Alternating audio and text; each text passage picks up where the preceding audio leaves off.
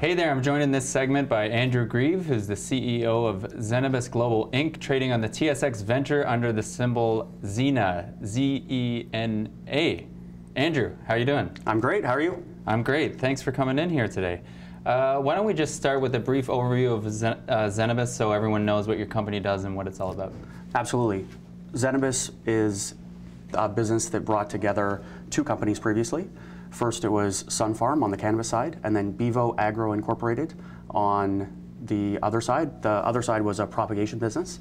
That business was listed for the last 18 years, and that business has $33 million in revenue, $8 million of EBITDA in propagation, which is the toughest part of growing.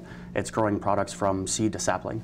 On the cannabis side, Sun Farm was co-founded by three individuals who put in $17 million of their own capital. They then raised a total of $72 million privately. And they had three indoor facilities across the country, two of which are already licensed.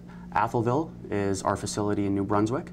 It has a design capacity of 34,000 kilograms. It is intended to be completed by June of 2019. We have a licensed facility in Delta, which is primarily going to be focused on extraction. And we have a facility in Stellarton, which will be licensed imminently. Okay, cool. And recently you yourself have become the CEO of Zenabis. Why don't you just, because we talked off camera, I found it pretty interesting, a little bit about your background and where you're coming from. Absolutely.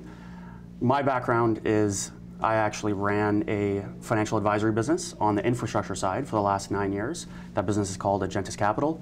We generally advise large institutional clients, people like PSP, CPPIB, CDPQ, BCIMC, large construction companies, Kiewit, Fluor, ACS, Acciona on infrastructure transactions in North America and around the world. And so we advised on more than $20 billion of transactions over the last 9 years. It's been an incredibly interesting experience. And then in addition to that, I've also spent the last 15 years in the military. I'm a major in the Canadian Armed Forces in the reserves, and I'm an artillery officer. Cool, yeah, and you said you command a couple of howitzers, or? Yeah, so I have a battery of howitzers under my command. So yeah. I have 4 105mm howitzers, 2 81mm mortars. I have about 70 people who work for me in the military on a part-time basis back in Vancouver. Okay, so don't mess with this guy. So, also your team, at least one of them also has a military background. Why don't you get into your team a little bit? Absolutely. So the individual who has a military background is Mike McGinty. He's the Chief Administrative Officer of the business. He was actually my instructor at the Joint Command Staff Program, which is a leadership training program for people to be promoted to full colonel in the Canadian Armed Forces. He has spent 25 years in the British Army. He commanded an attack aviation helicopter regiment in Iraq. He commanded coalition helicopter forces in Afghanistan, did 2 tours on the ground in Northern Ireland. He's an amazingly disciplined individual, and he brings an absolutely fantastic approach to getting things done and execution. It took a bit for me to persuade him to come on, but I was incredibly grateful for him to join the team and also for the board to let me build a team of people that work well with me. Cool. And you mentioned that your previous company had invested $5 million into Zenabis. Absolutely. Yeah. So as part of the transaction, the amalgamation of Bevo and Sun Farm to create Zenabis, we raised an incremental $72 million of capital. And Agentis, which is the business where I'm an owner and I was previously the co-head of advisory, we invested $5 million of our own capital. And really, we love to invest in businesses where we have the opportunity to make a difference from a management standpoint.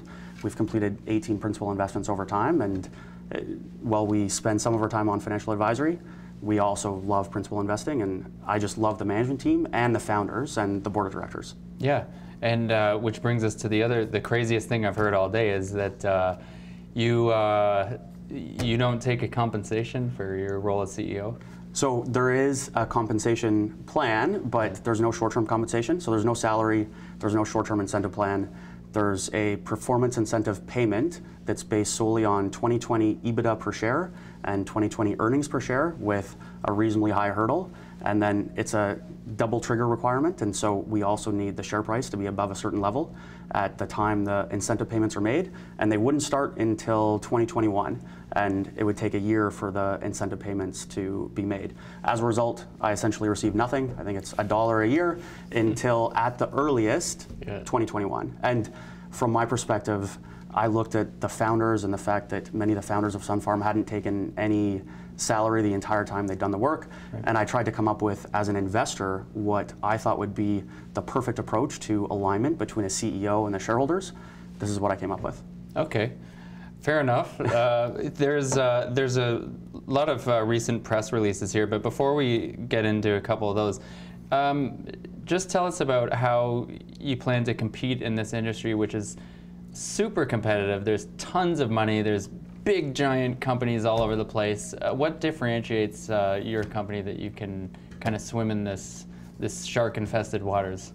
Absolutely. The first thing I would say is that in terms of our production capacity on the cultivation side, we have an absolutely amazing Chief Growing Officer. Leo Benny has spent his entire life growing. He's an expert. He actually built the Langley facility from the 2.5 acres that it was in 1986 up to the 48 acres it is now. And he has a very different approach to growing relative to some others. He's going to bring an amazing amount of expertise, and we're very confident that he's going to be able to grow at a very low cost, but with an incredible level of quality. We aim to have 480 tons approximately of capacity by 2020, and our objective is to compete with the largest players in the market. Beyond that, in terms of our approach to the customer relationship in Canada, we actually take a humble approach to the customer relationship, where we go to the customer and we aim to under-promise and then over-deliver. And we also aim to ask them what it is that they want rather than push our product on them. That's resulted in us having distribution relationships with 6 provinces and 1 territory, but also having amazing reference clients. And we believe that that actually is a differentiator. The other thing that I believe will provide differentiation is just our approach to our values and governance. We have 5 independent directors. Only 2 members of the board of directors are part of the management team. That's me and then Leo, the Chief Growing Officer. And there really is alignment. And then from a values standpoint, our values are excellence, responsibility, compliance, and delivery of stakeholder value. And it's essential that compliance is one of our values in a regulated industry. Okay, so right now you guys are in a rapid growth phase. Would that be fair to characterize it that way? Absolutely. Yeah. When I took on this position, I talked to the lead individual from a human resources standpoint, Laura. I said, we need to grow from 400 people to 2,500 people over the next 11.5 months, and that's excluding any global acquisitions or any additional business endeavors around the world, of which there will be many. And she said, that sounds ambitious. And I said, absolutely, but we have an approach to recruiting that will bring us those people, but will ensure that we have the right people from the outset. Rather than having an approach to recruiting where we simply interview people, we have a testing approach where we have 6 tests that I've calibrated over the last 9 years that allows us to understand someone's capabilities, how they'll work with others, and what role they're appropriate for, hire people appropriately, keep them in roles where it makes sense, and you'll end up with an organization that flourishes. Okay, so let's go over these last couple of press releases. You had January 23rd, there's acquisition of Top Grow Holdings for $12 million. What was that? How did you identify that transaction? Leo identified that transaction. Yeah. Leo, as a Chief Growing Officer, is responsible not only for the conversion of the Langley facility to cannabis, but also for the maintenance of our propagation business. As I said, that business has $33 million of revenue, $8 million in EBITDA. We don't intend to walk away from it or from our clients. That acquisition was essential in order to continue on with the propagation business after we commence conversion of our Langley facility. Okay, and just yesterday, the 28th, the completion acquisition, 51% of Hillsborough Corp. Tell us about that and what that means for Zenabis. So Hillsborough Corp. is True Buch. True Buch is our kombucha partner.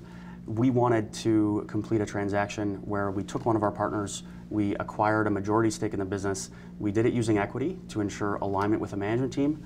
It's a fantastic product with a great flavor profile that currently is distributed only in Alberta. We're going to take that product nationwide with a fantastic management team that's incentivized to work with us, and then we're going to add a THC and CBD version of the product upon legalization of, yeah, absolutely. Yeah. So it's a different approach, but we want our approach to our full consumer product line to be based on partnerships with management teams that work well with us. Yeah, okay, so you're going to get ahead of the curve there and I guess test your tea products before the government says, you know, you can sell this now. Yeah. What we'll end up doing is we'll have a portfolio of consumer brands that are available in stores prior to the launch of a THC and CBD product. Oh, okay, I gotcha. Okay, that makes sense. And why not just give people watching an overview of what they could expect this year in terms of milestones to see how you're progressing and performing? First milestone I would say that's going to matter is we'll continue to bring on additional rooms, licensed rooms at our Atholville facility. We anticipate completing that facility in June of 2019. Licensing in Stellarton, we anticipate shortly additional rooms being licensed there. Licensing of our Langley facility and completion of rooms there. Additional partnerships and acquisitions on the consumer product side. Acquisitions and greenfield opportunities around the world as well. It's Zenabis Global, and the global part really does matter. And we'll really be doing a lot. It is sounds like a lot.